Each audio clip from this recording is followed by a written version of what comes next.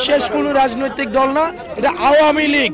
আপনাকে বলতে হবে এটা আওয়ামী লীগের ভারতে বসে এটা ষড়যন্ত্র।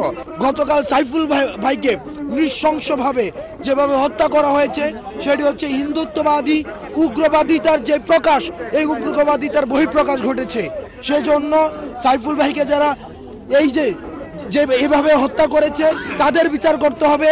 ইসকনকে এই উগ্রবাদিতা ছড়ানোর জন্য নিষিদ্ধ করতে হবে। ফ্যাসিস্ট আওয়ামী লীগ এ সকল অপকর্মকে মানুষের সামনে আসতে দেয়নি। তারা ইসকনের এই সকল অপকর্মকে মদত দিয়েছে, প্রশ্রয় দিয়েছে, আশ্রয় দিয়েছে, লুকিয়ে রেখেছে।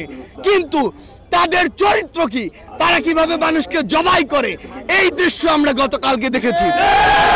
আমরা আমাদের জায়গা থেকে স্পষ্ট করে বলতে চাই, বাংলাদেশের মানুষ যেমন সকল ধর্মের প্রতি সহানুভূতিশীল, একইভাবে সকল উগ্রবাদীদের বিপক্ষে তাদের রক্ত গরম হয়ে সর্বোচ্চ অবস্থানে যেতে, তাদের বিরুদ্ধে দাঁড়াতে, তাদের প্রতিহত করতে বিন্দুমাত্র দ্বিধা করবে না।